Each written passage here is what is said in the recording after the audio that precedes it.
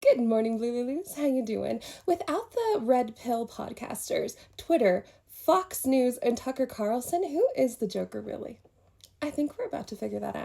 Because reportedly, the Joker has officially filed suit to sue the Murdoch family for $10 billion. Now, this has a lot of people really excited about this case because that will have to go to discovery, meaning that there's going to be a lot more information coming out that will corroborate and validate this little birthday card that he's talking about. But I'm more interested in watching how the coverage is going to be disseminated to the people who have traditionally been very pro Joker, right? Because Fox News has spent the last 15 years preying on very low information and low income people and basically translating everything that the Joker says for them.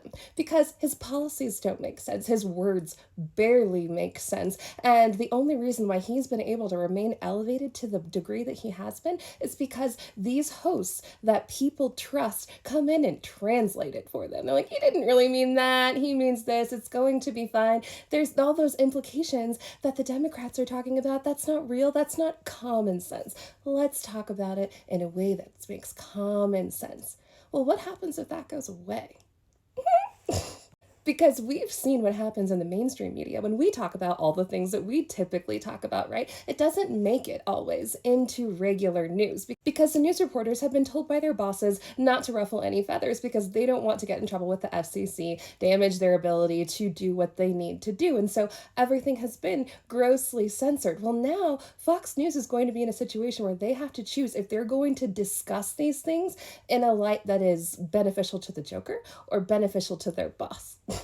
Who do you think is going to win? My money's on Rupert Murdoch. That family has made or broken presidents for decades now, and this tool that has been integral in the success of the Joker administration for this entire time is now going to be trained squarely against them. Popcorn ready. The Manosphere is not coming back either, right? Because they have built their entire identity on being these big, strong, protective alpha males. And he came out the other day and said that they were weaklings that were falling for the BS of somebody else. And I don't think that that's something that they're going to be able to take standing down. You can call them almost anything other than a weakling. That's not something that they're going to just brush off and forget about. And so now they have these ready-made audiences that are primed for deep state conspiracy theories at the same time that they are turning against the person who is arguably, allegedly for entertainment purposes, probably involved in more conspiracies than anybody else that we have seen in modern American history. And so if you think the Don't F with Cats documentary was interesting, let's just wait and see what happens with these angry right-wing internet sleuths that are going to have all of their attention squared on avenging their honor because they want to prove that they're not in support of a chomo.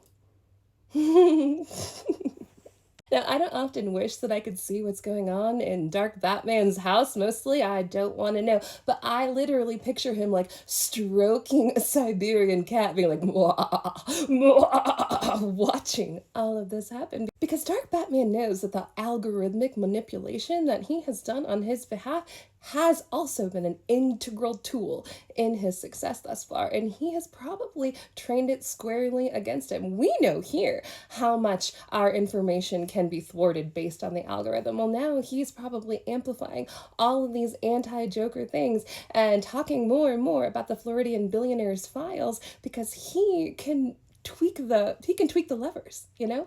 And so I think that Twitter is going to remain a fairly anti-Joker place because of who is steering that ship over there. So there goes another one. And I have to make a confession to you guys. Yesterday, I liked a Charlie Kirk post. My name is Gretchen.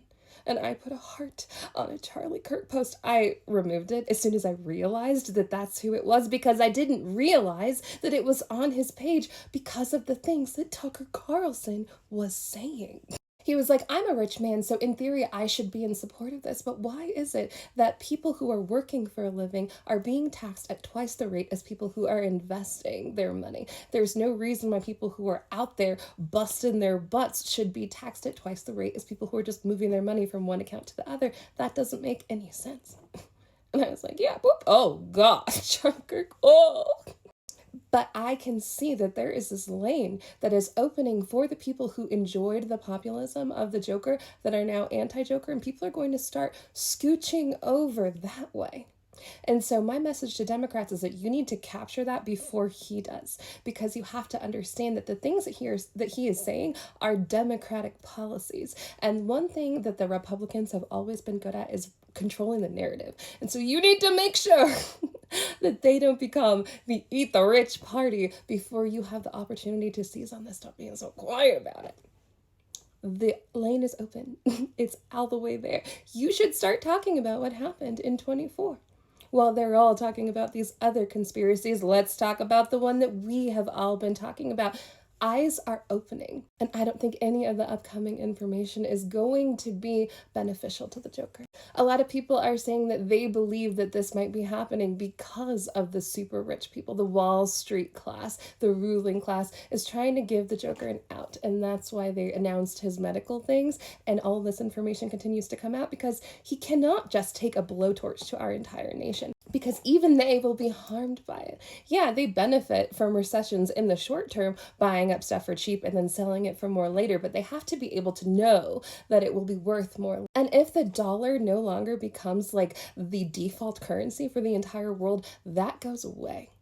And they recognize just how close we possibly could be to that situation. And now, all of a sudden, everything that has gone well for him thus far is being trained against him. So popcorn ready, my friends. Please help me with the algorithm. If you enjoyed this video, give me a like, comment, and a follow. Jordan Blue, Claim this nice and cozy over here. And as always, keep your eyes up, keep your feet on the ground. See you next time. Ta-ta.